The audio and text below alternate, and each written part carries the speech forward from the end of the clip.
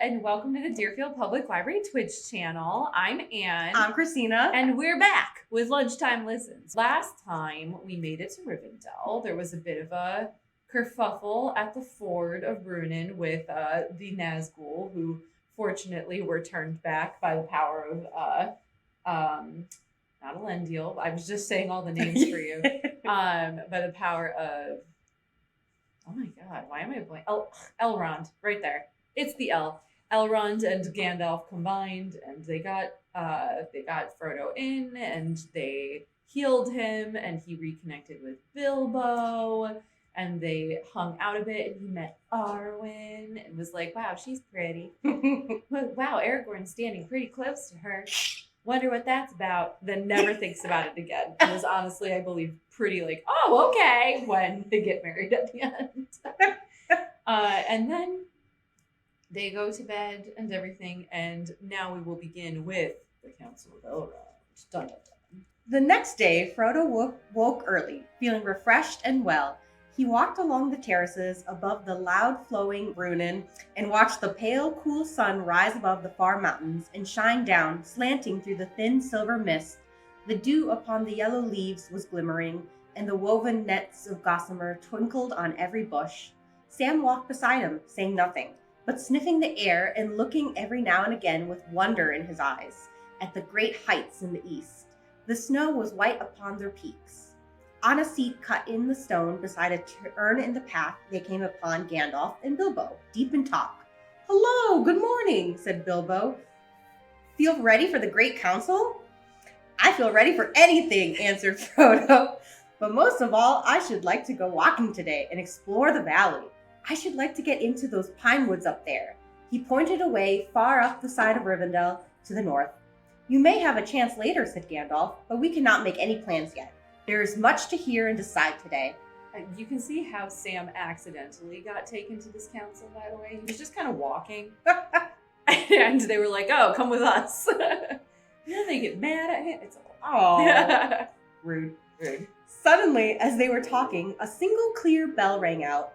"That is the warning bell for the Council of Elrond," cried Gandalf. "Come along now. Both you and Bilbo are wanted." Frodo and Bilbo followed the wizard quickly along the winding path back to the house. Behind them, uninvited and for the moment forgotten, trotted Sam. I mean, I don't know what they wanted him to do. He said both of you are wanted and Bilbo. Like, that makes it sound like he's invited. Gandalf led them to the porch where Frodo had found his friends the evening before. The light of the clear autumn morning was now glowing in the valley. The noise of bubbling waters came up from the foaming riverbed.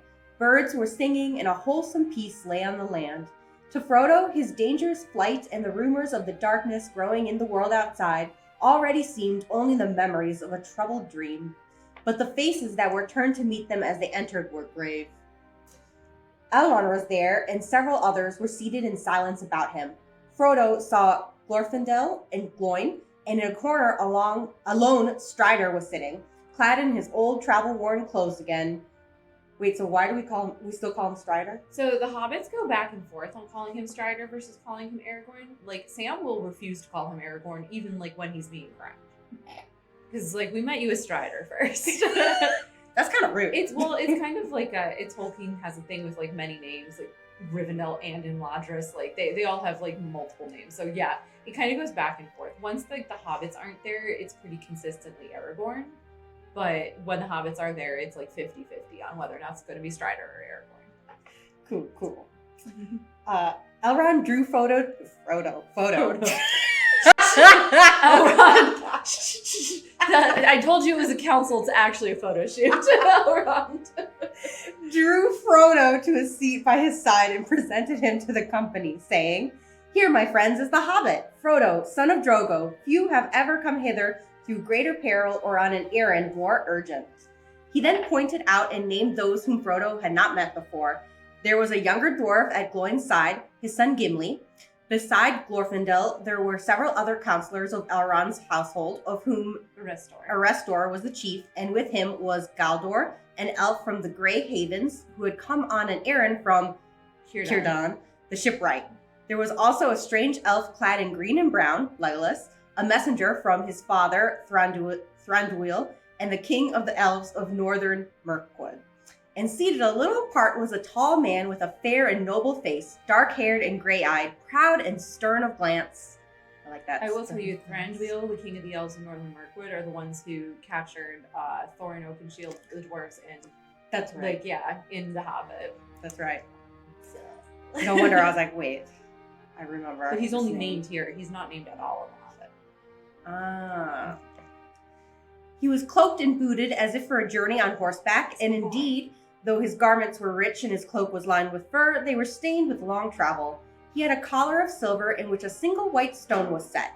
His locks were shorn about his shoulders. On a baldric he wore a great horn tipped with silver that now was laid upon his knees. He gazed at Frodo and Bilbo with sudden wonder. "Here," said Elrond, turning to Gandalf, "is Boromir, a man from the south." A man.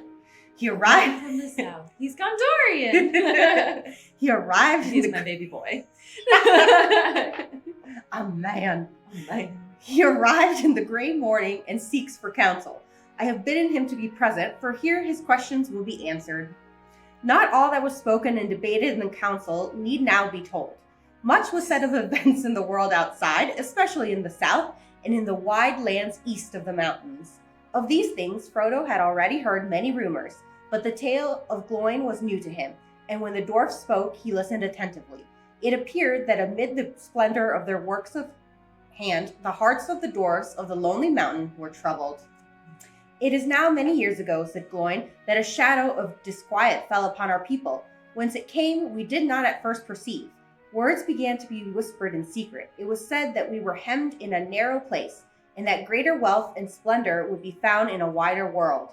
Some spoke of Moria, the mighty works of our fathers that are called in our own tongue Khazad-dûm, and they declared that now at last we had the power and numbers to return." Gloin sighed.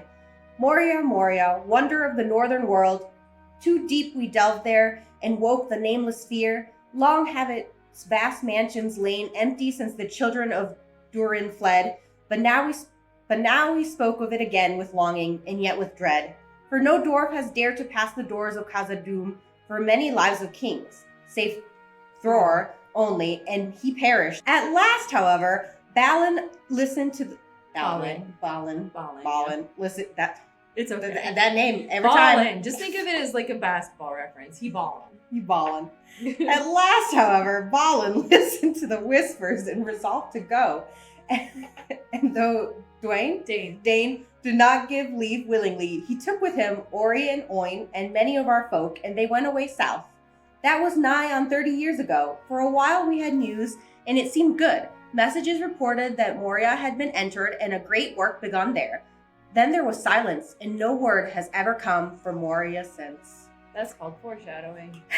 Then, about a year ago, a messenger came to Dane, but not from Moria, from Mordor, a horseman in the night who called Dane to his gate, the Lord Sauron the Great. So he said, "Wish for our friendship. Rings he would give for it, such as he gave of old." And he asked urgently concerning hobbits, of what kind they were and where they dwelt. "For Sauron knows," said he, "that one of these was known to you on a time." At this we were greatly troubled, and we gave no answer. And then his fell voice was lowered, and he would have sweetened it if he could. "As a small token only of your friendship, Sauron asks this," he said, "that you should find this thief," such was his word, "and get from him, willing or not, or no, a little ring, the least of rings." The least of them. Lisa rings. This is also a bad idea. Like, you know what's gonna get people to do what you want? Be like, it's not that big of a deal, but could you maybe spend a lot of time finding this guy? I just want it. It's like sentimental reason. It's sentimental. It's not worth anything. Yes. Just to me. It's not worth anything. "A little ring, the least of rings, that once he stole. It is but a trifle that Sauron fancies, Sentimental value. and an earnest of your goodwill. Find it, and 3 rings that the dwarf sires possessed of old shall be returned to you, and the realm of Moria shall be yours forever. Find only news of the thief, whether he still lives and where, and you shall have great reward and lasting friendship from the Lord. Refuse, and things will not seem so well. Do you refuse?" At this, his breath came like the hiss of snakes, and all who stood by shuddered. But Dane said, I say neither yea nor nay. I must consider this message and what it means under its fair cloak. Consider well, but not too long, said he.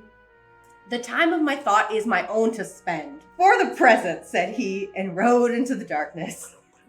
Heavy have the hearts of our chieftains been since that night.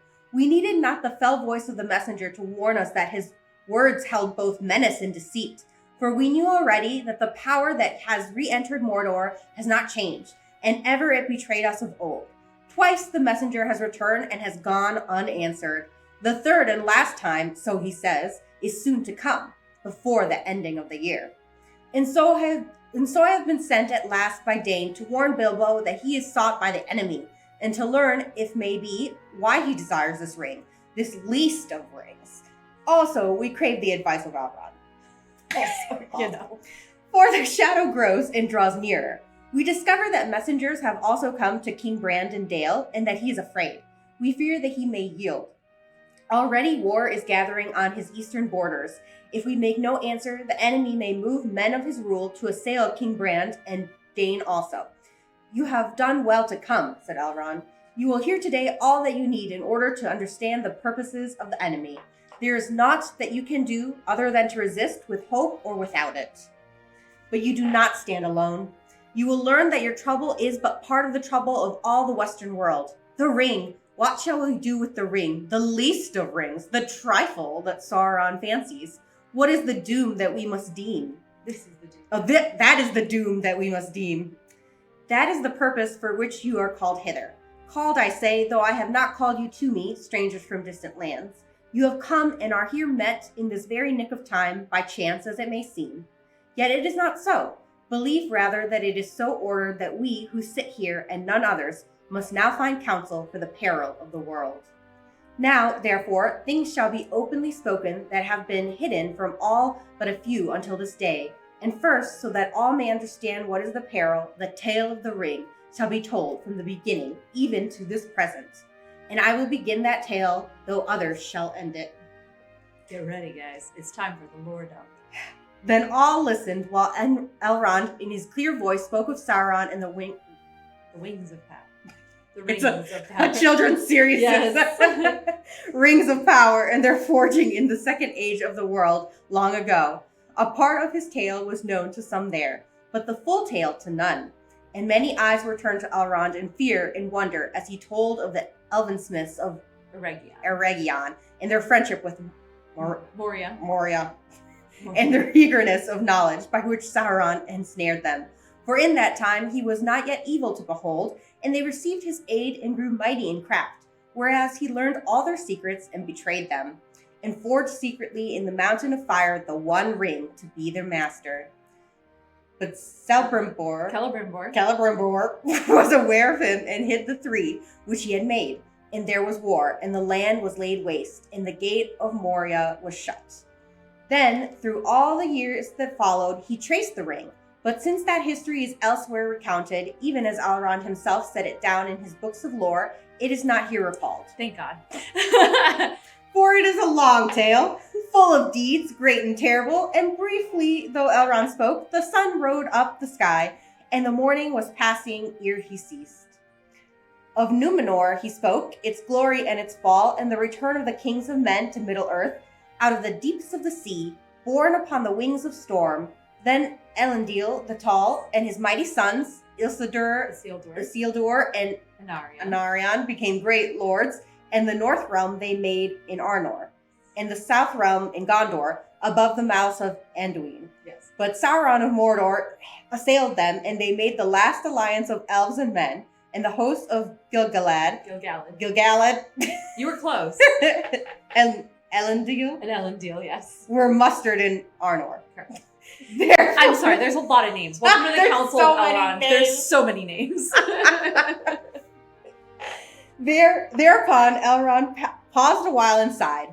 I remember well the splendor of their banners, he said. It recalled to me the glory of the elder days and the hosts of Beleriand. So many great princes and captains were assembled, and yet not so many, nor so fair, as when Thangorodrim was broken, and the elves deemed that evil was ended forever, and it was not so. That was when Morgoth was taken out. Thorodrim. The Thangorodrim. Thangorodrim. Yep. You remember? Said Frodo, speaking his thought aloud in his astonishment.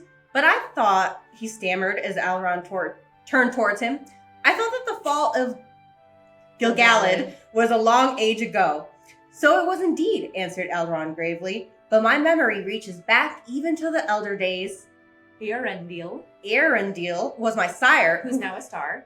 Oh. Who was born in Gondolin before its fall. And my mother was Elwing, daughter of Dior, son of Luthien? Luthien of Doriath. Doriath. I have seen 3 ages in the west of the world, and many defeats, and many fruitless victories, and marched with his host. I was at the Battle of Dagorlad, before the Black Gate of Mordor, where we had the mastery. For the spear of Gil-galad, Gil-galad, and the sword of Elendil, Aeglos, and Narsil, none could withstand. Yep. Okay. I beheld the last combat on the slopes of Orodruin. Yep. Where Gil-galad died. Gil-galad. He's my favorite. And Elendil fell, and Narsil. Yep. Narsil. Elendil and Narsil. Okay. Just to make it like rhyme. Rhymey. Okay. Elendil fell and Narsil broke beneath him. But Sauron himself was overthrown, and Isildur cut the ring. Yeah. It's like the doors. Yeah. The doors. Isildur cut the ring. Cut the ring from his hand with the hilt shard of his father's sword and took it for his own. At this, the stranger, Boromir, broke in. So that is what became of the ring, he cried. If ever such a tale was told in the South, it has long been forgotten.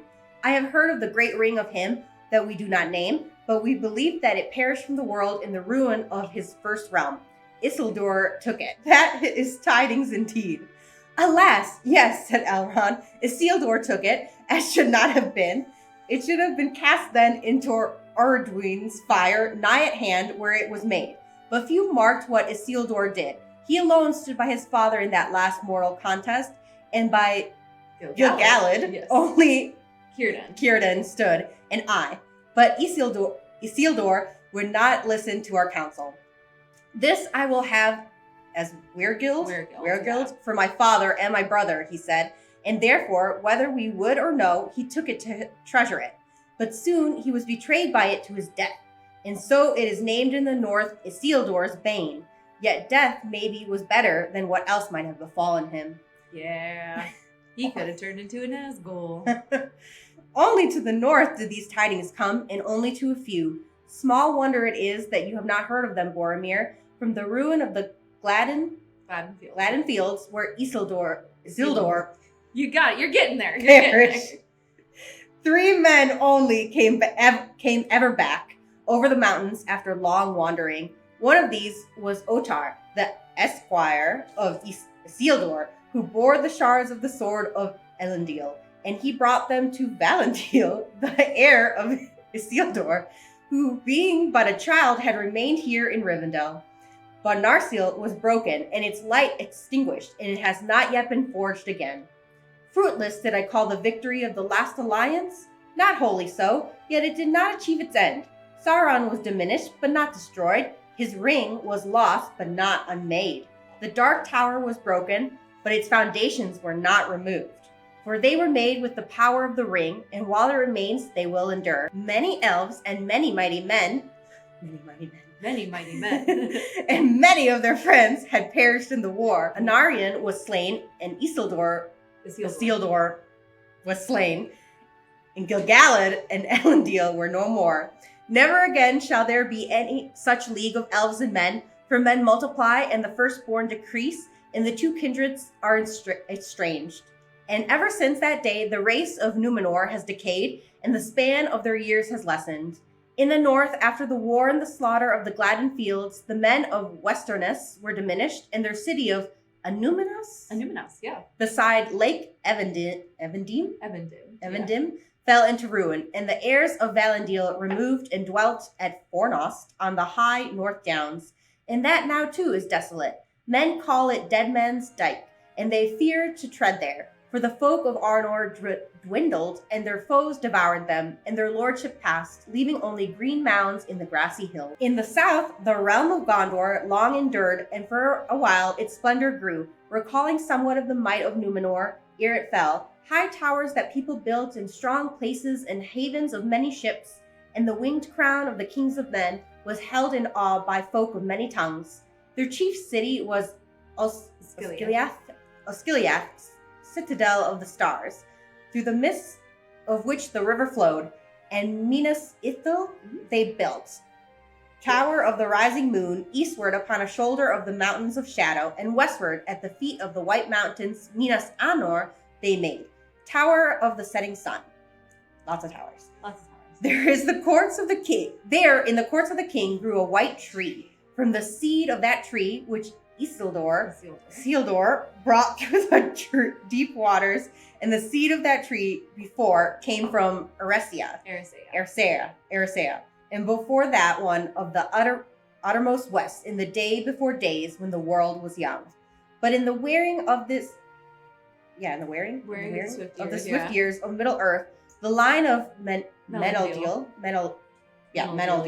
son of Anarion, failed, and the tree withered, and the blood of the Númenóreans became mingled with that of lesser men. Then the watch upon the walls of Mordor slept, and dark things crept back to Gorgoroth. And on a time evil things came forth, and they took Minas Ithil and abode in it, and they made it into a place of dread. And it is called Minas Morgul, the Tower of Sorcery.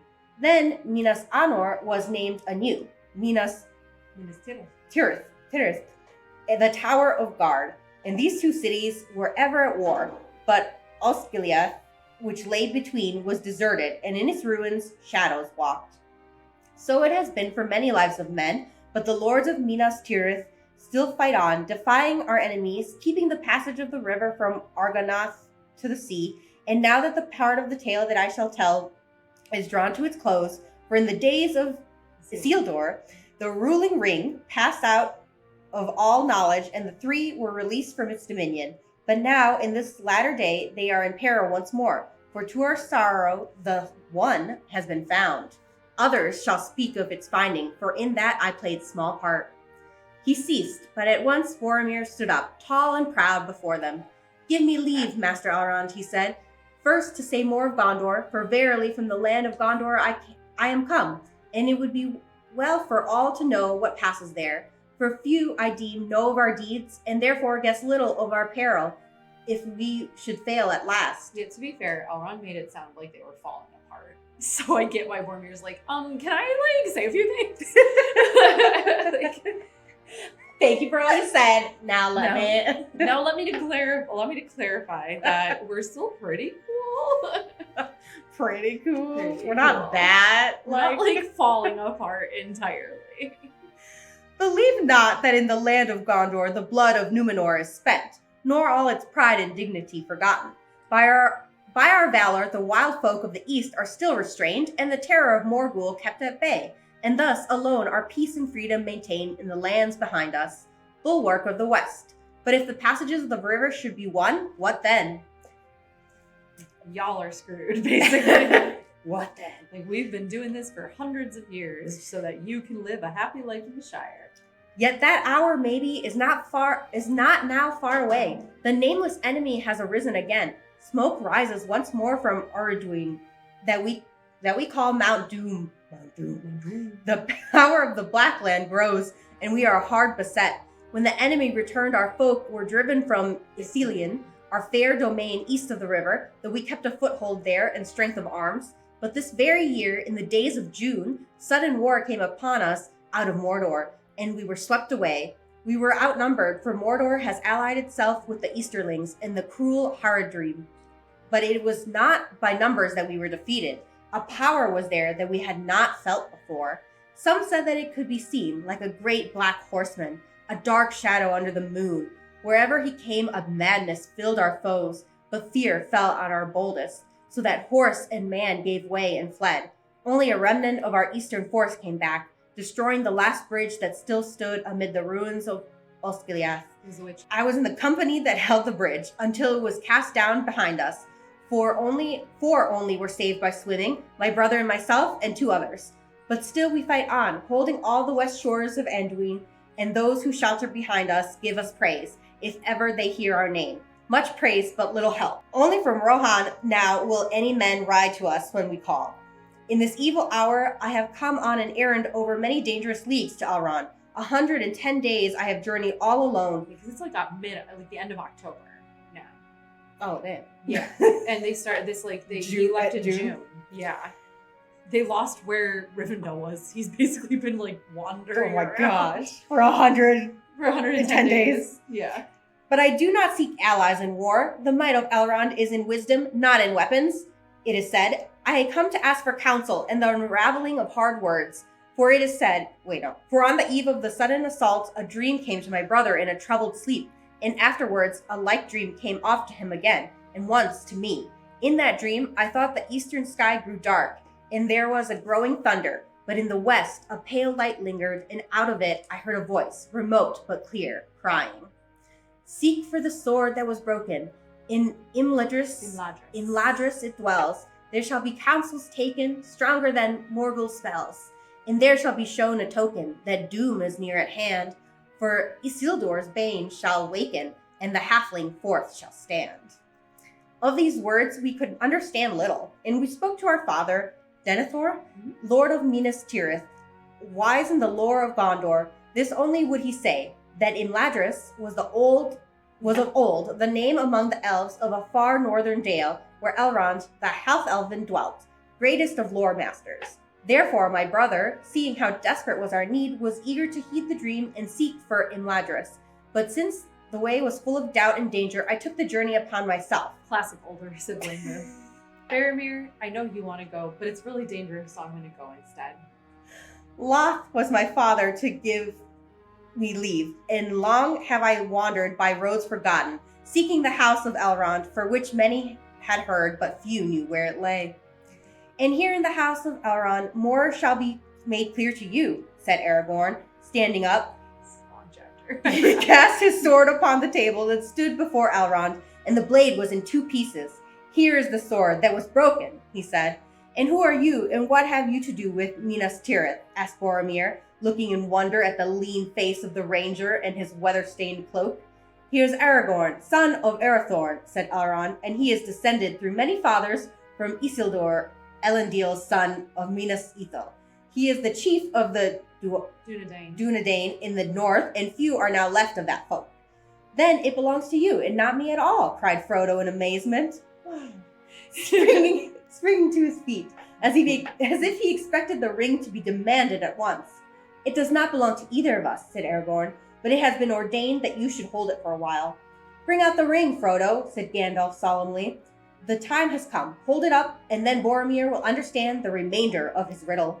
There was a hush, and all turned their eyes on Frodo. He was shaken by a sudden shame and fear, and he felt a great reluctance to reveal the ring, and a loathing of its touch. He wished he was far away.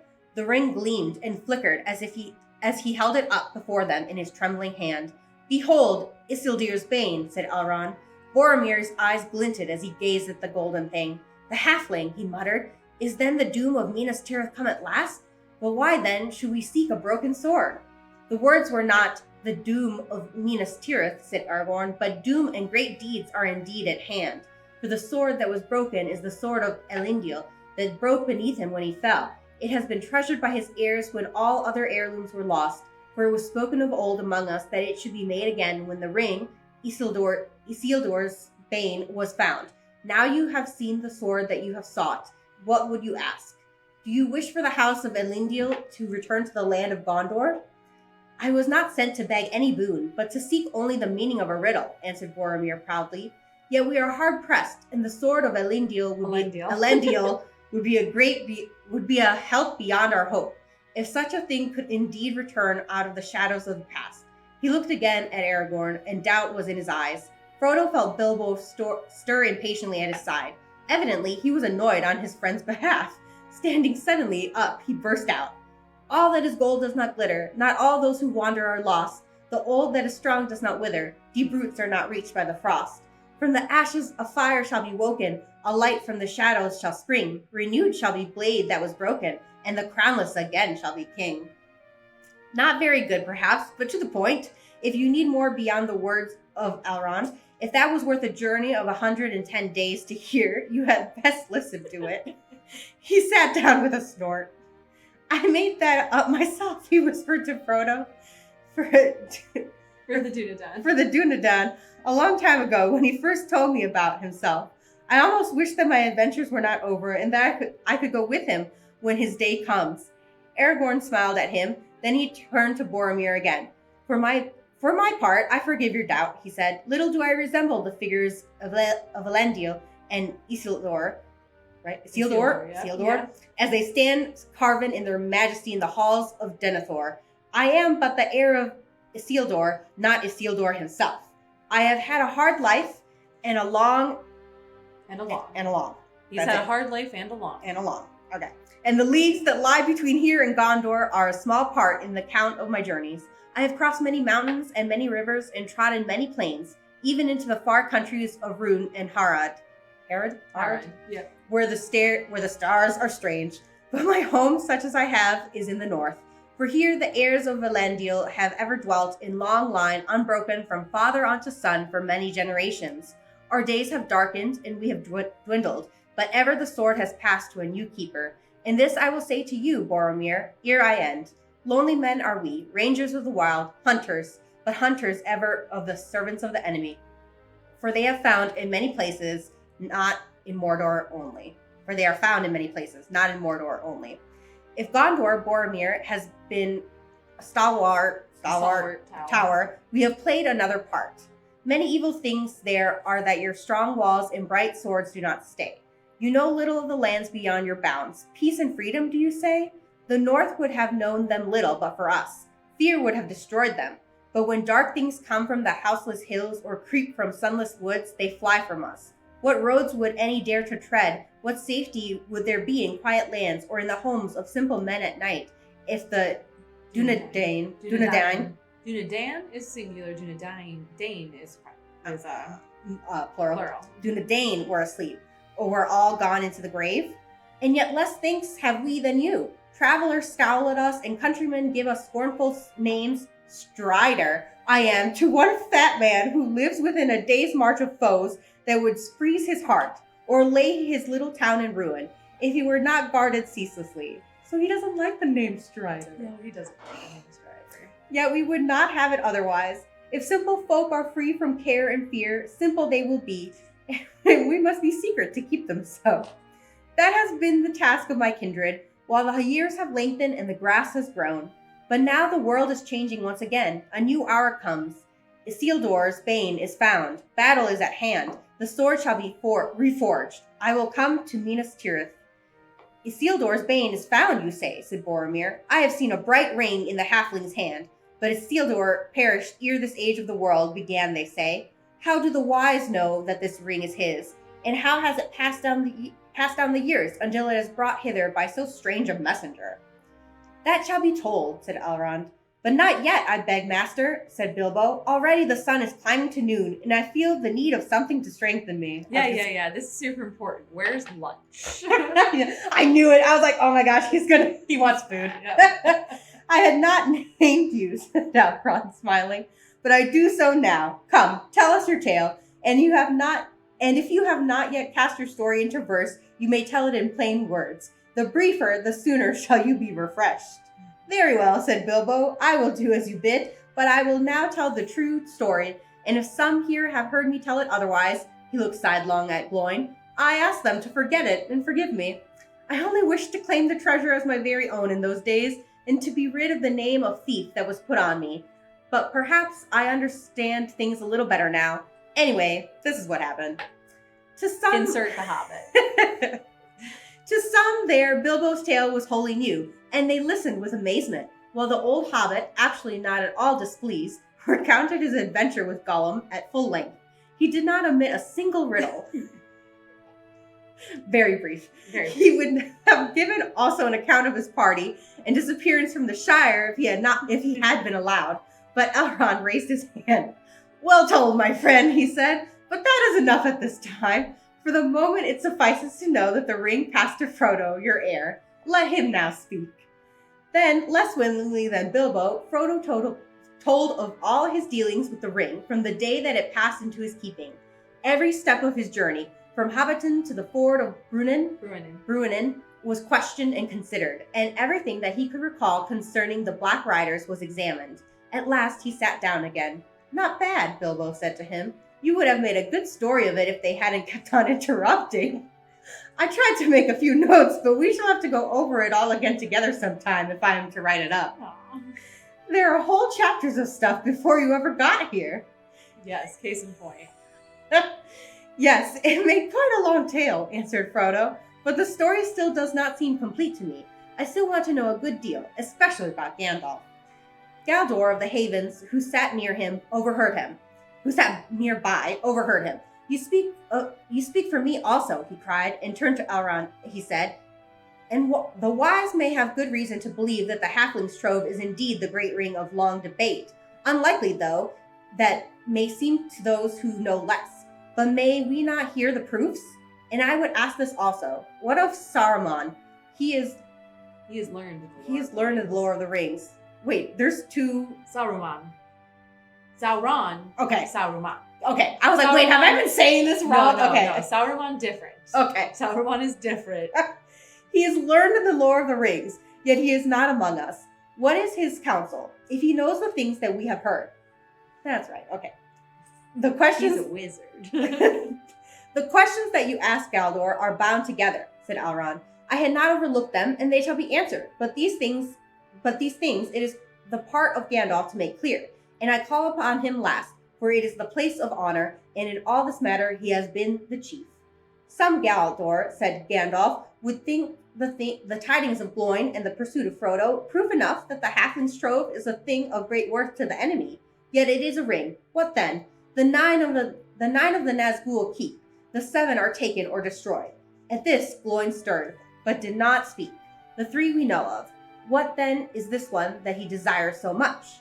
There is indeed a wide waste of time between the river and the mountain, between the lost and the finding. But the gap in the knowledge of the wise has been filled at last, yet too slowly. For the enemy has been close behind, closer even than I feared, and well is it that not until this year, this very summer as it seems, did he learn the full truth. Some here will remember that many years ago, I myself dared to pass the doors of the necromancer in Dol Guldur. No. Same thing as the seal door. Guldur. And secretly explored his ways, and found thus that our fears were true.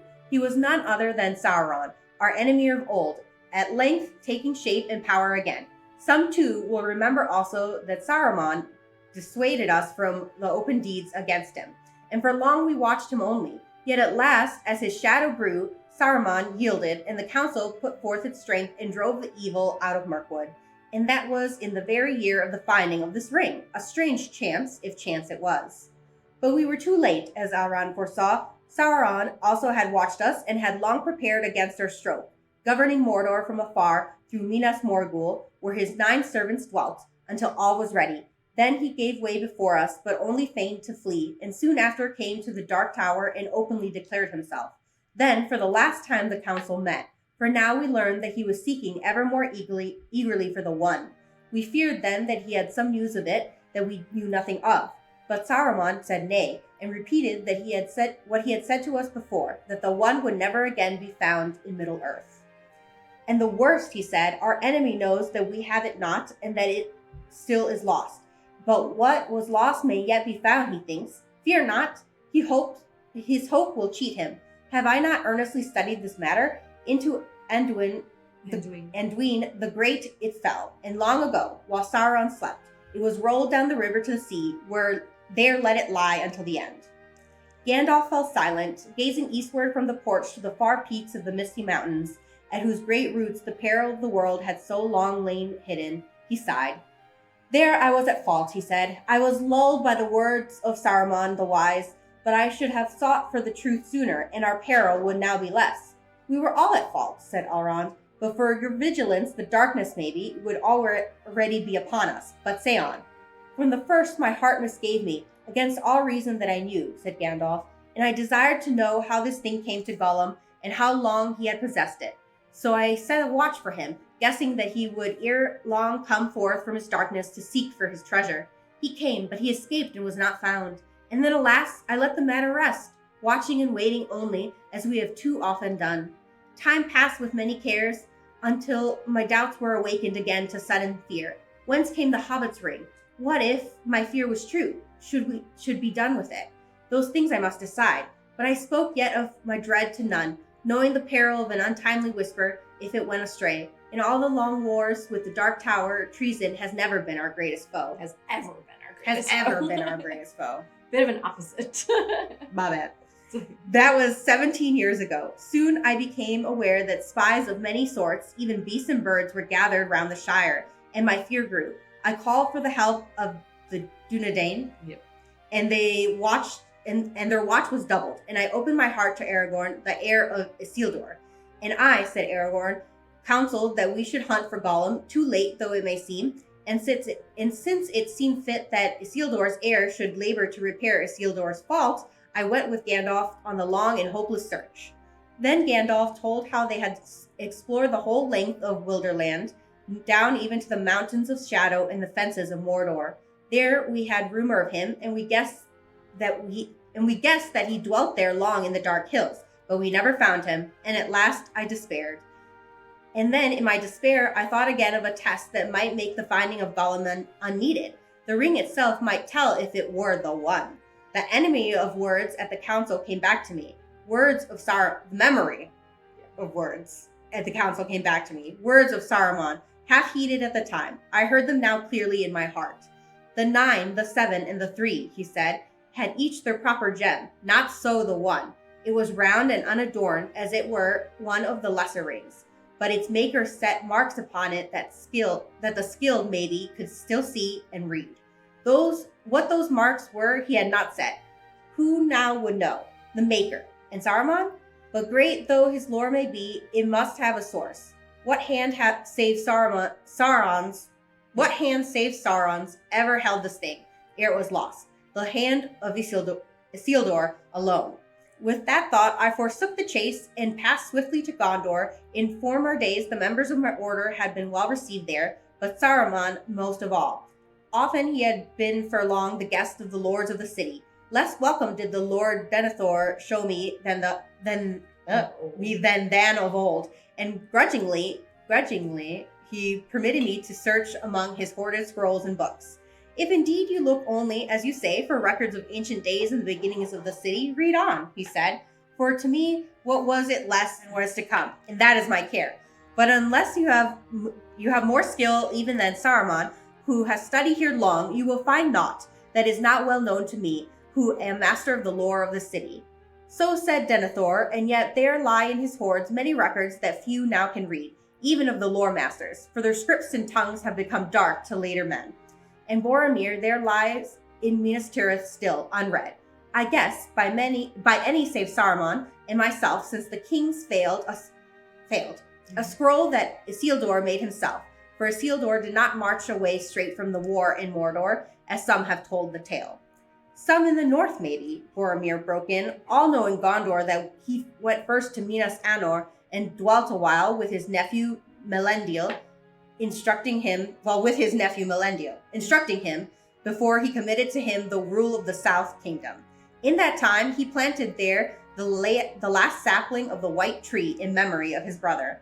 But in that time also he made the scroll, said Gandalf, and that is not remembered in Gondor, it would seem. For this scroll concerns the ring, and thus wrote Isildur therein. The great ring shall go now to be an heirloom of the North Kingdom, but records of it shall be left in Gondor, where also dwell the heirs of Elendil, lest a time come when the memory of these great matters shall grow dim. Good job, Isildur. And after these words, Isildur described the ring such as he found it. It was hot when I first took it, hot as a blade. Blade, yeah. And my hand was scorched, so that I doubt if ever again I shall be free of the pain of it. Yet even as I write, it is cooled, and it seemeth to shrink, though it looseth neither its beauty nor its shape. Already the writing upon it, which at first was as clear as red flame, fadeth, and is now only barely to be read. It is fashioned in an elven script of Eregion, for they have no letters in Mordor for such subtle work, but the language is unknown to me. I deem it to be a tongue of the Black Land, since it is foul and uncouth. What evil it saith I do not know, but I trace here a copy of it, lest it fade beyond recall. The ring misseth maybe the heat of Sauron's hand, which was black and yet burned like fire, and so Gil-galad was destroyed, and maybe were the gold made hot again, the writing would be refreshed. But for my part, I will risk no hurt to this thing. Of all the works of Sauron, the only fair. It is precious to me, though I buy it with great pain. When I read these words, my quest was ended. For the traced writing was indeed as Isildur guessed, in the tongue of Mordor and the servants of the tower, and what was said therein was already known. For in the day that Sauron first put on the one, Celebrimbor, maker of the three, was aware of him, and from afar he heard him speak these words, and so his evil purposes were revealed. At once I took my leave of Denethor, and even as I went northwards, messages came to me out of Lorien that Aragorn had passed that way, and that he had found the creature called Gollum. Therefore I went first to meet him and hear his tale. Into what deadly perils he had gone alone, I dare not guess. There is little need to tell of them, said Aragorn. If a man must needs walk in sight of the Black Gate, or tread the deadly flowers of Morgul Vale, then perils he will have. I, too, despaired at last, and I began my homeward journey. And then, by fortune, I came suddenly on what I sought, the marks of soft feet beside a muddy pool. But now the trail was fresh and swift, and it led not to Mordor, but away, along the skirts of the dead marshes. I followed it, and then I had him, lurking by a stagnant mere, peering in the water as the dark eve fell. I caught him, Gollum. He was covered with green slime. He will never love me, I fear, for he bit me, and I was not gentle. Here, he bit me. Nothing more did I ever get from his mouth than the marks of his teeth. I deemed it the worst part of all my journey, the road back, watching him day and night, making him walk before me with a halter on his neck, gagged, until he was tamed by lack of drink and food, driving him ever towards Mirkwood. I brought him there at last and gave him to the elves, for we had agreed that this should be done, and I was glad to be rid of his company, for he stank. For my part, I hope never to look upon him again, but Gandalf came and endured long speech with him. Yes, long and weary, said Gandalf, but not without profit. For one thing, the tale he told of his loss agreed with that which Bilbo has now told openly for the first time, but that mattered little, since I had already guessed it. But I learned then first that Gollum's ring came out of the great river, nigh to the Gladden fields, and I learned also that he had possessed it long, many lives of his small kind. The power of the ring had lengthened his years far beyond their span, but that power only the great rings wield. And if that is not proof enough, Galdor, there is the other test that I spoke of. Upon this very ring, which you have here seen held aloft, round and unadorned, the letters that Isildur reported may still be read, if one has the strength of will to set the golden thing in the fire a while. That I have done, and this I have read. You want me to do this? Yeah. Ashnash durbataluk, ashnash gimbatu, ashnash thrakatuluk, ash burgam ishi krimpatu. Beautiful, beautiful. The change in the wizard's voice was astounding. Suddenly it became menacing, powerful, harsh as stone. A shadow seemed to pass over the high sun, and the porch for a moment grew dark. All trembled, and the elves stopped their ears. Never before has any voice dared to utter words of that tongue in Imladris, Gandalf the Grey, said Elrond, as the shadow passed and the company breathed once more. And let us hope that none will ever speak it here again, answered Gandalf.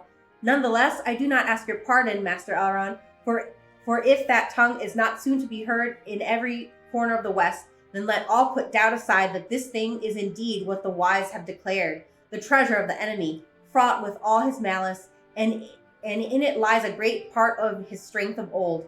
Out of the black years come the words that the smiths of Eregion, I was like, it's like oregano. Oh, yes, Eregion. Eregion heard, and knew that they had been betrayed. One ring to rule them all, one ring to find them, one ring to bring them all, and in the darkness bind them.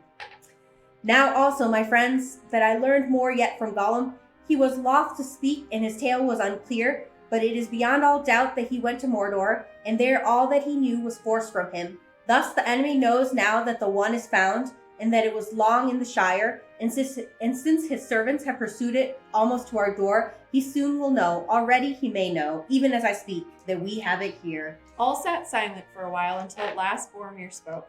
He is a small thing, you say, this Gollum, small but great in mischief. What became of him? To what doom did you put him? He is in prison, but no worse, said Aragorn. He had suffered much. There is no doubt that he was tormented, and the fear of Sauron lies black on his heart. Still, I for one am glad that he is safely kept by the watchful elves of Mirkwood. His malice is great and gives him a strength hardly to be believed in one so lean and withered. He could work much mischief still if he were free, and I do not doubt that he was allowed to leave Mordor on some evil errand. Alas, alas, cried Legolas, and in his fair elvish face there was a great distress. The tidings that I was sent to bring must now be told. They are not good, but only here have I learned how evil they may seem to this company. Smeagol, who is now called Gollum, has escaped. Escaped, cried Aragorn. That is ill news indeed. We shall all rue it bitterly, I fear. How came the folk of Thranduil to fail in their trust? Not through lack of watchfulness, said Legolas, but perhaps through overkindliness, which is hysterical considering how they treated the dwarves. And we fear that the prisoner had aid from others, and that more is known of our doings than we could wish. We guarded this creature night and day at Gandalf's bidding, much though we were wearied of the task. But Gandalf bade us hope still for his cure, and we had not the heart to keep him ever in the dungeons under the earth, where he would fall back into his old black thoughts. You were less tender to me, said Gloin with a flash of his eyes, as old memories were stirred of his imprisonment in the deep places of the Elven King's Hall. Now come, said Gandalf, pray do not interrupt my good Gloin. He has a good reason to, though. That was a regrettable misunderstanding, long set right. If all the grievances that stand between elves and dwarves are to be brought up here, we may as well abandon this council. Gloin rose and bowed, and Legolas continued. In the days of fair weather, we led Gollum through the woods, and there was a high tree standing alone far from the others which he liked to climb. Often, we let him mount up to the highest branches until he felt the free wind, but we set a guard at the tree's foot. One day he refused to come down, and the guards had no mind to climb after him. He had learned the trick of clinging to boughs with his feet as well as with his hands, so they sat by the tree far into the night. It was that very night of summer, yet moonless and starless, that orcs came on us unawares. We drove them off after some time. They were many and fierce, but they came from over the mountains and were unused to the woods. When the battle was over, we found that Gollum was gone, and his guards were slain or taken. It then seemed plain to us that the attack had been made for his rescue, and that he knew of it beforehand. How that was contrived we cannot guess, but Gollum is cunning, and the spies of the enemy are many. The dark things that were driven out in the year of the dragon's fall have returned in greater numbers, and Mirkwood is again an evil place, save where our realm is maintained. We have failed to recapture Gollum. We came on his trail among those of many orcs, and it plunged deep into the forest, going south. But ere long it escaped our skill, and we dared not continue the hunt, for we were drawing nigh to Dol Guldur, and that is still a very evil place. We do not go that way. Well, well, he is gone, said Gandalf. We have no time to seek for him again. He must do what he will, but he may play a part yet that neither he nor Sauron have foreseen. And now I will answer Galdor's other question. What of Sauron? What are his counsels to us in this need? This tale I must tell in full, for only Elrond has heard it yet, and that in brief. But it will bear on all that we must resolve. It is the last chapter in the Tale of the Ring so far as it has yet gone. At the end of June, I was in the Shire, but a cloud of anxiety was on my mind, and I rode to the southern borders of the little land, for I had a foreboding of some danger still hidden from me but drawing near. There messages reached me telling me of war and defeat in Gondor, and when I heard of the Black Shadow, a chill smote my heart. But I found nothing save a few fugitives from the south, yet it seemed to me that on them sat a fear of which they would not speak. I turned then east and north and journeyed along the Greenway, and not far from Bree I came upon a traveler sitting on a bank beside the road with his grazing horse beside him. It was Radagast the Brown, who at one time dwelt at Rosgobel near the borders of Mirkwood. He is one of my order, but I had not seen him for many a year. Gandalf, he cried, I was seeking you, but I am a stranger in these parts. All I knew was that you might be found in a wild region with the uncouth name of Shire. Your information was correct, I said, but do not put it that way if you meet any of the inhabitants. You are near the borders of the Shire now, and what do you want with me? It must be pressing. You are never a traveler unless driven by great need. I have an urgent errand, he said. My news is evil. Then he looked about him as if the hedges might have ears. Nazgul, he whispered, The 9 are abroad again. They have crossed the river secretly and are moving westward. They have taken the guise of riders in black. I knew then what I had dreaded without knowing it. The enemy must have some great need or purpose, said Radagast, but what it is that makes him look to these distant and desolate parts, I cannot guess. What do you mean, said I. I have been told that wherever they go, the riders ask for news of a land called Shire. The Shire, I said, but my heart sank. For even the wise might fear to withstand the 9 when they are gathered together under their felled chieftain. A great king and sorcerer he was of old, and now he wields a deadly fear. Who told you and who sent you, I asked. Sauron the White, answered Radagast, and he told me to say that if you felt the need, he will help, but you must seek his aid at once or it will be too late. And that message brought me hope, for Sauron the White is the greatest of my order. Radagast is of course a worthy wizard, a master of shapes and changes of hue, and he has much lore of herbs and beasts, and birds are especially his friends. But Sauron had long studied the arts of the enemy himself, and thus we have often been able to forestall him. It was by the devices of Sauron that we drove him from Dol Guldur. It might be that he had found some weapons that would drive back the 9. I will go to Sauron, I said. Then you must go now, said Radagast, for I have wasted time in looking for you, and the days are running short. I was told to find you before midsummer, and that is now here. Even if you set out from this spot, you will hardly reach him before the 9 discover the land that they seek. I myself shall turn back at once. And with that he mounted and would have ridden straight off. Stay a moment, I said. We shall need your help, and the help of all things that will give it. Send out messages to all the beasts and birds that are your friends. Tell them to bring news of anything that bears on this matter to Sauron and Gandalf. Let messages be sent to Orthanc. Big mistake. I will do that, he said, and rode off as if the 9 were after him. I could not follow him then and there. I had ridden very far already that day, and I was as weary as my horse, and I needed to consider matters. I stayed the night in Bree and decided that I had no time to return to the Shire. Never did I make a greater mistake. However, I wrote a message to Frodo and trusted to my friend the innkeeper to send it to him. Yeah, also a mistake. I rode away at dawn, and I came at long last to the dwelling of Sauron. That is far south in Isengard, and in the end of the Misty Mountains, not far from the Gap of Rohan. And Boromir will tell you that that is a great open vale that lies between the Misty Mountains and the northernmost foothill of the arid Nimeras, the White Mountains of his home. But Isengard is a circle of sheer rocks that enclose a valley as with a wall, and in the midst of that valley is a tower of stone called Orthanc. It was not made by Saruman, but by the men of Numenor long ago, and it is very tall and has many secrets. Yet it looks not to be a work of craft. It cannot be reached save by passing the circle of Isengard, and in that circle there is only one gate. Late one evening I came to the gate, like a great arch in the wall of rock, and it was strongly guarded. But the keepers of the gate were on the watch for me and told me that Sauron awaited me. I rode under the arch, and the gate closed silently behind me, and suddenly I was afraid, though I knew no reason for it. But I rode to the foot of Orthanc, and came up the stair of Saruman, and there he met me and led me up to his high chamber. He wore a ring on his finger. So you have come, Gandalf, he said to me gravely, but in his eyes there seemed to be a white light, as if a cold laughter was in his heart. Yes, I have come, I said. I have come for your aid, Sauron the White. And that title seemed to anger him. Have you indeed, Gandalf the Grey, he scoffed. For aid? It has seldom been heard that of that Gandalf the Grey sought for aid, one so cunning and so wise, wandering about the lands and concerning himself in every business, whether it belongs to him or not. I looked at him then and wondered. But if I am not deceived, said I, things are now moving which will require the union of all our strength. That may be so, he said, but the thought is late in coming to you. How long, I wonder, have you concealed from me, the head of the council, a matter of great import? What brings you now from your lurking place in the Shire? The 9 have come forth again, I answered. They have crossed the river. So Radagast said to me. Radagast the Brown, laughed Saruman, and he no longer concealed his scorn. Radagast the bird tamer, Radagast the simple, Radagast the fool. Yet he had just the wit to play the part I set him. For you have come, and that was all the purpose of my message. And here you will stay, Gandalf the Grey, and rest from journeys. For I am Sauron the Wise, Sauron Ringmaker, Sauron of many colors. I looked at him and saw that his robes, which had seemed white, were not so, but were woven of all colors, and if he moved they shimmered and changed hue so that the eye was bewildered. I liked white better, I said. White, he sneered. It serves as a beginning. White cloth may be dyed, the white page can be overwritten, and the white light can be broken. In which case it is no longer white, said I, and he that breaks a thing to find out what it is has left the path of wisdom.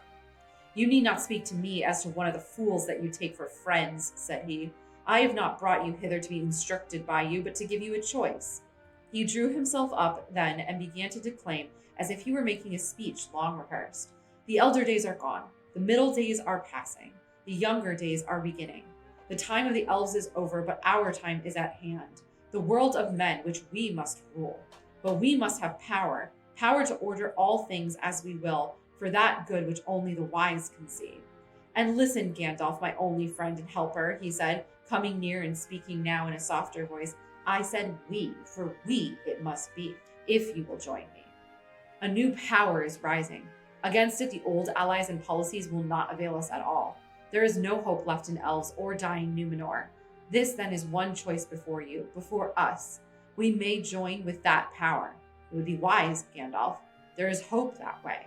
Its victory is at hand, and there will be rich reward for those that aided it. As the power grows, its proved friends will also grow, and the wise, such as you and I, may with patience come at last to direct its courses, to control it. We can bide our times. We can keep our thoughts in our hearts, deploring maybe evils done by the way, but approving the high and ultimate purpose: knowledge, rule, order. All the things that we have so far striven in vain to accomplish, hindered rather than helped by our weak or idle friends. There need not be, there would not be any real change to our designs, only in our means." "Saruman," I said, "I have heard speeches of this kind before, but only in the mouths of emissaries sent from Mordor to deceive the ignorant. I cannot think that you brought me so far only to weary my ears." He looked at me sidelong and paused a while, considering. "Well, I see that this wise course does not commend itself to you," he said. "Not yet? Not if some better way can be contrived?" He came and laid his long hand on my arm. "And why not, Gandalf?" he whispered. "Why not? The ruling ring? If we could command that, then the power would pass to us. That is in truth why I brought you here, for I have many eyes in my service, and I believe that you know where this precious thing now lies. Is it not so? Or why do the Nine ask for the Shire, and what is your business there?" As he said this, a lust which he could not conceal shone suddenly in his eyes. "Saruman," I said, standing away from him, "only one hand at a time can wield the one, and you know that well, so do not trouble to say 'we.' But I would not give it, nay, I would not give even news of it to you now that I have learned your mind. You were the head of the council, but you have unmasked yourself at last. Well, the choices are, it seems, to submit to Sauron or to yourself. I will take neither. Have you others to offer?" He was cold now and perilous. "Yes," he said, "I did not expect you to show wisdom, even in your own behalf, but I gave you the chance of aiding me willingly, and so saving yourself much trouble and pain. The third choice is to stay here until the end." "Until what end?" "Until you reveal to me where the one may be found. I may find means to persuade you, or until it is found in your despite, and the ruler has time to turn to lighter matters, to devise, say, a fitting reward for the hindrance and insolence of Gandalf the Grey." "That may not prove to be one of the lighter matters," said I.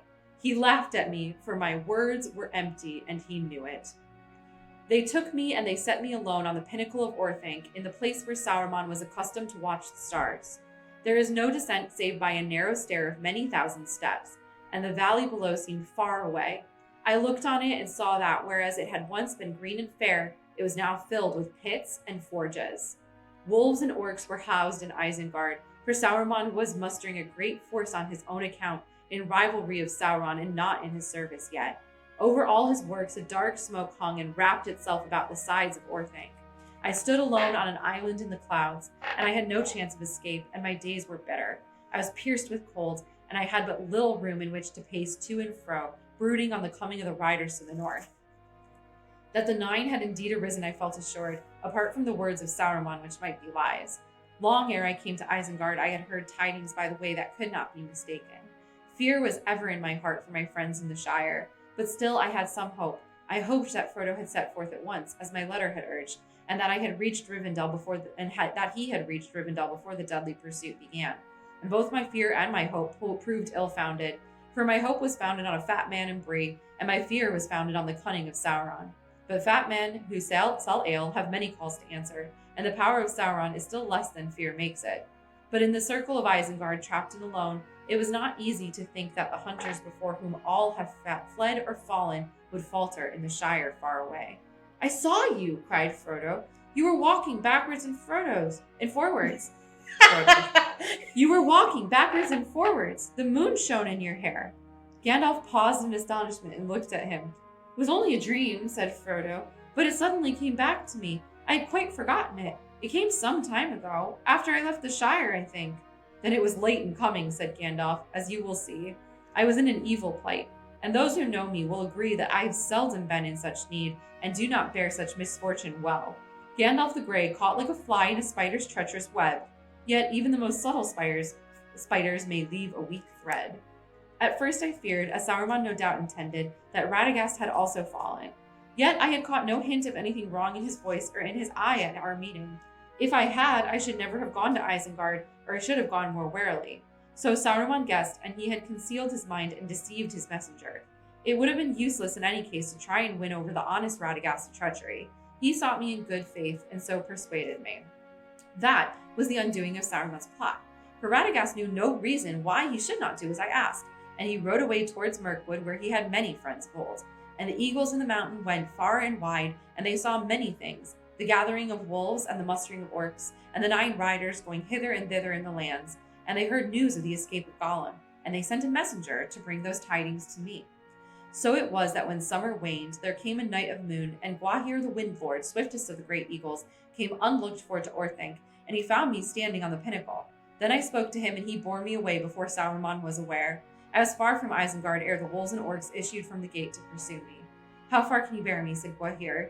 I said to Gwahir. Many leagues, he said, but not to the ends of the earth. I was sent to bear tidings, not burdens. Then I must have a steed on land, I said, and a steed surpassingly swift, for I have never had such need of haste before.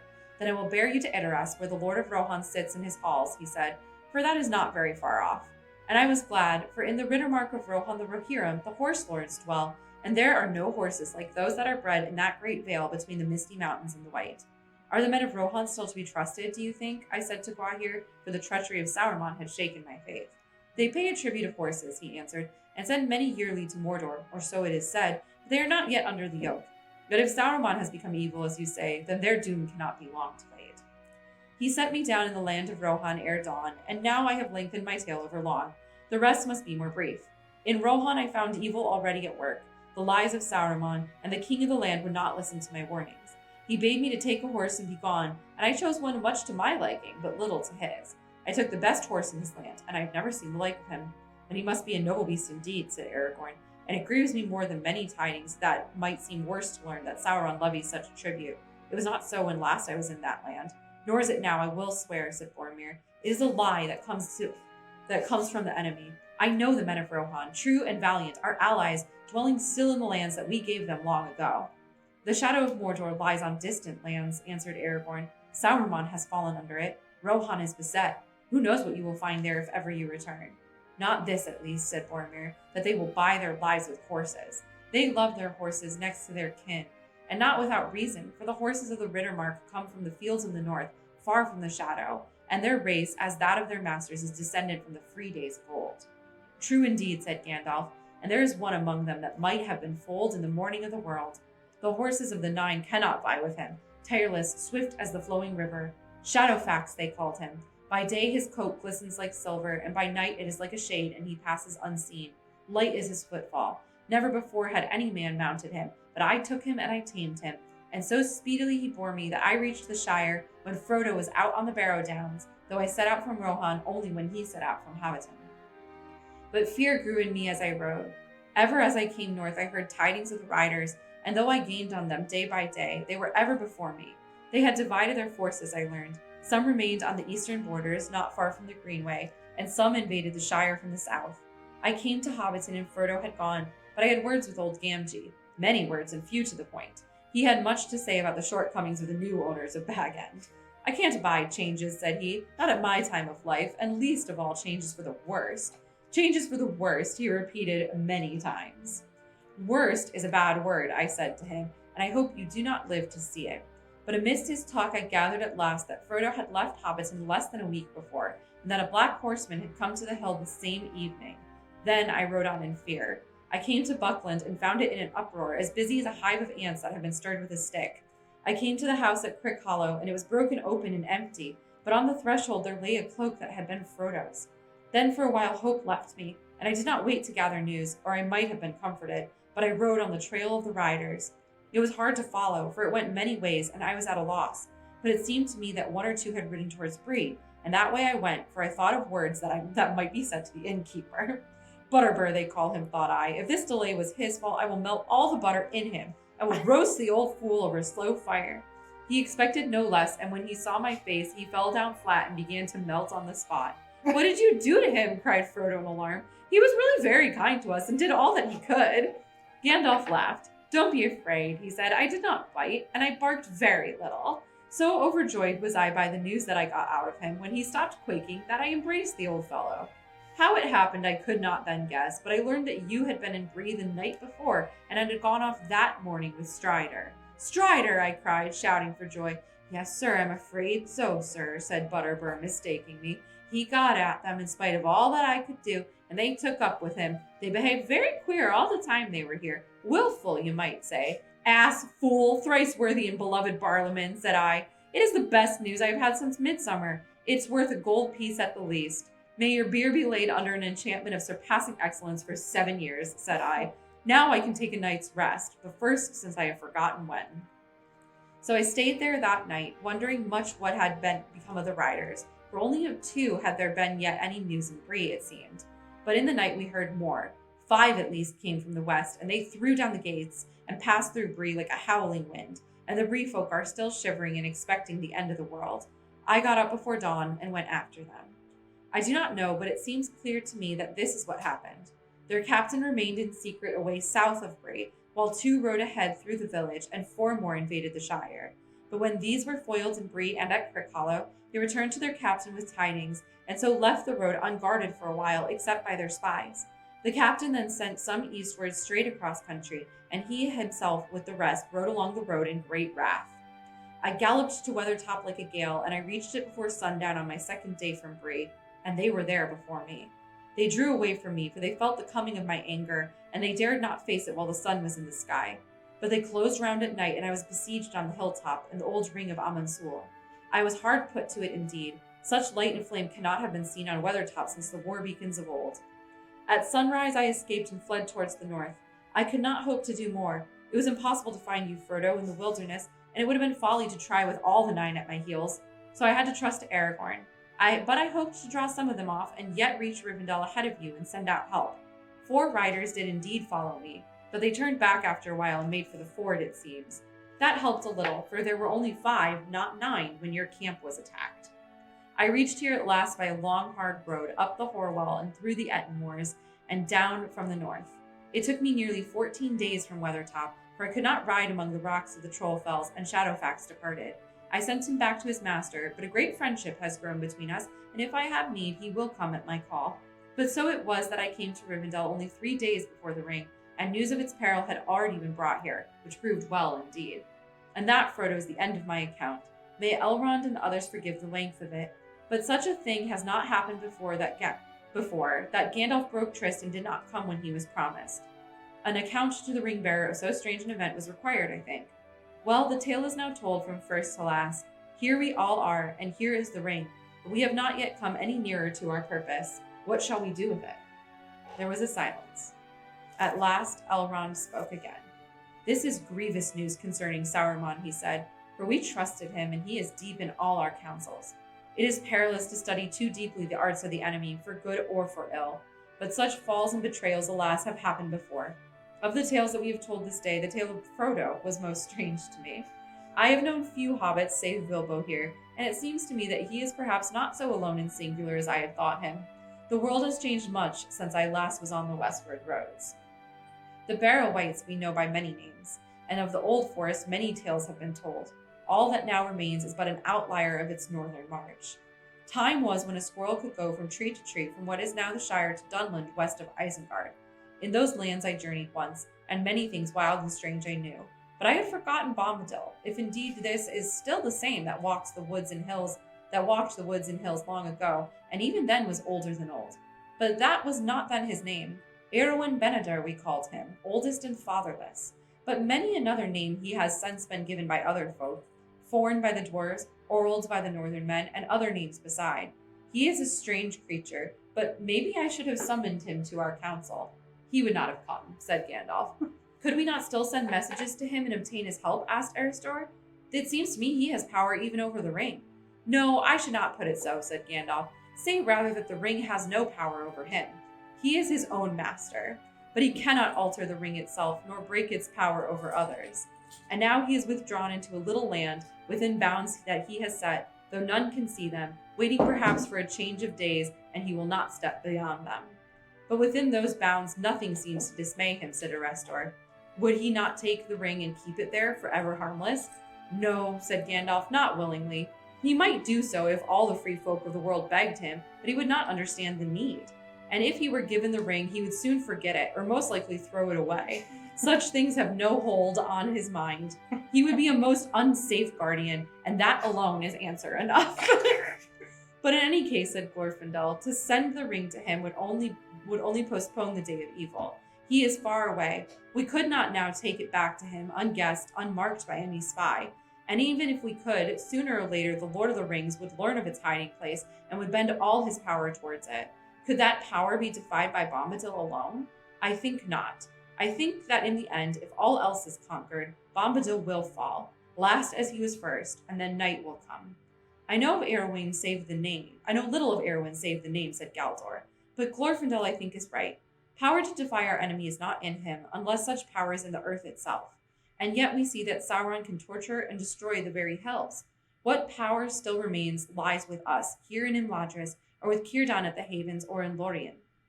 But have we here the strength to withstand the enemy, the coming of Sauron at last, when all else is overthrown? They must think Círdan still has one of the rings. Because Galadriel is in Lorien, and Elrond is in Rivendell, and they both have rings. And Círdan originally had one of the rings too. Oh. He gave it to Gandalf. Wait, so there's three elven rings. Right. Yeah. So they must think that Círdan still has one of the rings. I never noticed that before. I have not the strength, said Elrond. Neither have they. Then if the ring cannot be kept from him forever by strength, said Glorfindel, two things only remain for us to attempt, to send it over the sea or to destroy it. But Gandalf has revealed to us that we cannot destroy it by any craft that we here possess, said Elrond. And they who dwell beyond the sea would not receive it. For good or ill, it belongs to Middle-earth. It is for us who still dwell here to deal with it. Then, said Glorfindel, let us cast it into the deeps, and so make the lies of Sauron come true. For it is clear now that even at the council his feet were already on a crooked path. He knew that the ring was not lost forever, but wished us to think so, for he began to lust for it himself. Yet oft in lies truth is hidden. In the sea it would be safe. Not safe forever, said Gandalf. There are many things in deep waters, and seas and lands may change. And it is not our part here to take thought only for a season, or for a few lives of men, or for a passing age of the world. We should seek a final end of this menace, even if we do not hope to make one. Yeah, they don't know about climate change. Yeah, that's true. Yeah. And that we shall not find on the roads to the sea, said Galdor. If the return to Arwen is thought to be too dangerous, then flight to the sea is now fraught with gravest peril. My heart tells me that Sauron would expect us to take the western way when he learns what has befallen. He soon will. The Nine have been unhorsed indeed, but that is but a respite, ere they find new steeds and swifter. Only the waning might of Gondor stands now between him and a march in power along the coasts into the north. And if he comes, assailing the white towers and the havens, hereafter the elves may have no escape from the lengthening shadows of Middle-earth. Long yet will that march be delayed, said Boromir. Gondor wanes, you say, but Gondor stands, and even the end of its strength is still very strong. And yet its vigilance can no longer keep back the Nine, said Galdor, and other roads he may find that Gondor does not guard. Then, said Erestor, there are but two courses, as Glorfindel already has declared, to hide the ring forever or to unmake it, but both are beyond our power. Who will read this riddle for us? None here can do so, said Elrond gravely. At least none that can... We can make it to the end of this. At least none that can foretell what will come to pass if we take this road or that. But it seems to me now clear which is the road that we must take. The westward road seems easiest, therefore it must be shunned. It will be watched. Too often the elves have fled that way. Now at this last we must take a hard road, a road unforeseen. There lies our hope, if hope it be, to walk into peril to Mordor. We must send the ring to the fire. Silence fell again. Frodo, even in that fair house, looking out upon a sunlit valley filled with the noise of clear waters, felt a dead darkness in his heart. Boromir stirred, and Frodo looked at him. He was fingering his great horn and frowning. At length he spoke. I do not understand all this, he said. Sauron is a traitor, but did he not have a glimpse of wisdom? Why do you speak ever of hiding and destroying? Why should we not think that the great ring has come into our hands to serve us in this very hour of need? Wielding it, the free lords of the free may surely defeat the enemy. That is what he most fears, I deem. The men of Gondor are valiant, and they will never submit, but they may be beaten down. Valor needs first strength, and then a weapon. Let the ring be your weapon, if it has such power as you say. Take it and go forth to victory. Alas, no, said Elrond. We cannot use the ruling ring. That we now know too well. It belongs to Sauron and was made by him alone, and is altogether evil. Its strength, Boromir, is too great for anyone to wield at will, save only those who have already a great power of their own. But for them, it holds an even deadlier peril. The very desire of it corrupts the heart. Consider Sauron. If any of the wise should with this ring overthrow the Lord of Mordor, using his own arts, he would then set himself on Sauron's throne, and yet another Dark Lord would appear. And that is another reason why the ring should be destroyed. As long as it is in the world, it will be a danger even to the wise. For nothing is evil in the beginning. Even Sauron was not so. I fear to take the ring to hide it. I will not take the ring to wield it. Nor I, said Gandalf. Boromir looked at them doubtfully, but he bowed his head. So be it, he said. Then in Gondor we must trust to such weapons as we have. And at the least, while the wise ones guard this ring, we will fight on. Mayhap the sword that was broken may still stem the tide, if the hand that wields it has inherited not an heirloom only, but the sinews of the kings of men. Who can tell, said Aragorn, but we will put it to the test one day. May the day not be too long delayed, said Boromir. For though I do not ask for aid, we need it. It would comfort us to know that others fought also with all the means that they have. Then be comforted, said Elrond, for there are other powers and realms that you know not, and they are hidden from you. Anduin the Great flows past many shores ere it comes to Argonath and the gates of Gondor. Still, it might be well for all, said Gloin the dwarf, if all these strengths were joined, and the powers of each were used in league. Other rings there may be, less treacherous, that may be used in our need.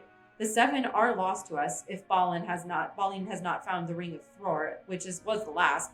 Naught has been heard of it since Thror perished in Moria. Indeed, I may now reveal that it was partially in hope to find that ring that Balin went away. Balin will find no ring in Moria, said Gandalf.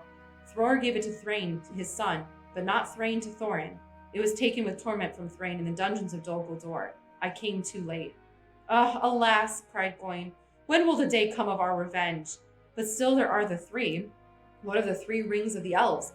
Very mighty rings, it is said. Do not the elf lords keep them?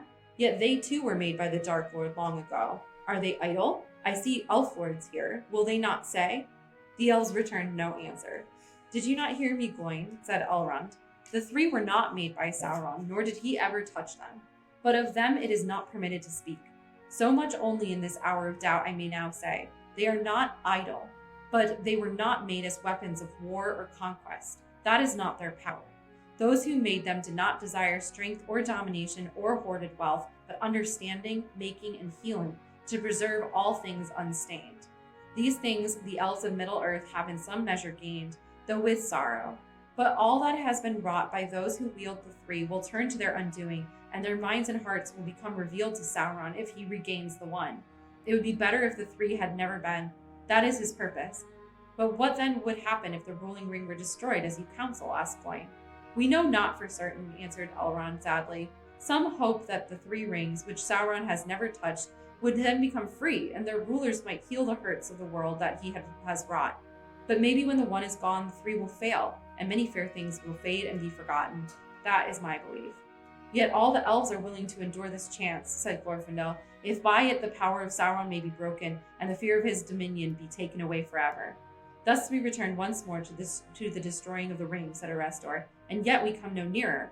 What strength have we for the finding of the fire in which it was made? That is the path of despair. Of folly, I would say, if the long wisdom of Elrond did not forbid me. Despair or folly, said Gandalf, it is not despair, for despair is only for those who see the end beyond all doubt. We do not. It is wisdom to recognize necessity when all other courses have been weighed.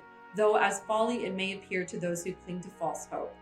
Well, let folly be our cloak, a veil before the eyes of the enemy. For he is very wise and weighs all things to a nicety in the scales of his malice. But the only measures that he knows is desire for power, and so he judges all hearts. Into his heart the thought will not enter that any will refuse it, that having the ring we may seek out to destroy it. If we seek this, we shall put him out of reckoning. At least for a while, said Elrond. The road must be trod, but it will be very hard, and neither strength nor wisdom will carry us far upon it. This quest may be attempted by the weak with as much hope as the strong. Yet such is oft the course of deeds that move the wheels of the world. Small hands do them because they must, while the eyes of the great are elsewhere. Very well, Master Elrond, said Bilbo suddenly. Say no more. It is plain enough what you are pointing at. Bilbo the silly hobbit started this affair, and Bilbo had better finish it, or himself. I was very comfortable here and getting on with my book. If you want to know, I'm just writing an ending for it. I had thought of putting, and he lived happily ever after, to the end of his days. It is a good ending, and none the worse for having been used before. Now I shall have to alter it. It does not look like coming true, and anyway, there will evidently have to be several more chapters if I live to write them. It is a frightful nuisance. When ought I to start?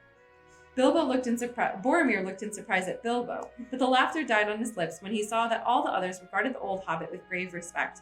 Only Gloin smiled, but his smile came from old memories. Of course, my dear Bilbo, said Gandalf, if you had really started this affair, you might be expected to finish it. But you know well enough now that starting is too great a claim for any, and that only a small part is played in great deeds by any hero. You need not bow, though the word was meant, and we do not doubt that under jest you are making a valiant offer, but one beyond your strength, Bilbo. You cannot take this thing back. It has passed on. If you need my advice any longer, I should say that your part is ended, unless as a recorder. Finish your book, and leave the ending unaltered. There is still hope for it, but get ready to write a sequel when they come back. Bilbo laughed. I have never known you to give me pleasant advice before, he said. As all your unpleasant advice has been good, I wonder if this advice is not bad. Still, I don't suppose I have the strength or luck left to deal with the ring. It has grown and I have not. But tell me, what do you mean by they? The messengers who are sent with the ring. Exactly, and who are they to be? It seems to me what this council has to decide, and all that is it has to decide. Elves may thrive on speech alone, and dwarves endure great weariness, but I am only an old hobbit, and I miss my meal at noon. Can't you think of some names now, or put it off till after dinner? No one answered. The noon bell rang. Still no one spoke. Frodo glanced at all the faces, but they were not turned to him. All the council sat with downcast eyes, as if in deep thought. A great dread fell on him, as if he was awaiting the pronouncement of some doom that he had long foreseen and vainly hoped might after all never be spoken. An overwhelming longing to rest and remain at peace by Bilbo's side in Rivendell filled all his heart. At last, with an effort, he spoke, and wondered to hear his own words, as if some other will were using his small voice. I will take the ring, he said, though I do not know the way. Elrond raised his eyes and looked at him, and Frodo felt his heart pierced by the sudden keenness of the glance. If I understand aright all that I have heard, he said, I think that this task is appointed for you, Frodo, and that if you do not find a way, no one will. This is the hour of the Shire folk, when they arise from their quiet fields to shake the towers and councils of the great. Who of all the wise could have foreseen it? Or, if they are wise, why should they expect to know it until the hour has struck? But it is a heavy burden, so heavy that none could lay it on another. I do not lay it on you. But if you take it freely, I will say that your choice is right. And though all the mighty elf friends of old, Hador and Húrin and Túrin and Beren himself, were all assembled together, your seat should be among them. That's cute. But you won't send him off alone, surely, master, cried Sam, unable to contain himself any longer, and jumping up from the corner where he had been quietly sitting on the floor. Everyone was like, whoa, where'd he come from? No, indeed, said Elrond, turning towards him with a smile. You at least shall go with him. It is hardly possible to separate you from him, even when he is summoned to a secret council, and you are not. Rude. Sam sat down, blushing and muttering, A nice pickle we've landed ourselves in, Mr. Frodo, he said, shaking his head. And that finally is the end of the chapter. So Thank you so much for joining us. Hopefully that made up for the fact that we were off for 3 weeks. This episode, along with all of our other episodes of Lunchtime Listens, will be up on our YouTube channel. This one will go up on Thursday. And make sure you follow us and subscribe so that you can be alerted when we go live. We're live tomorrow for Hues and Cues, which is a fun board game at 7 p.m. And we will be live once again next Monday for chapter 2 of book 2 of the Fellowship, or chapter 3 of book 2 of the Fellowship of the Ring. That whole thing was just chapter 2, guys. The ring goes south. So once again, I'm Anne. I'm Christina. And have a great rest of your day. Bye. Bye.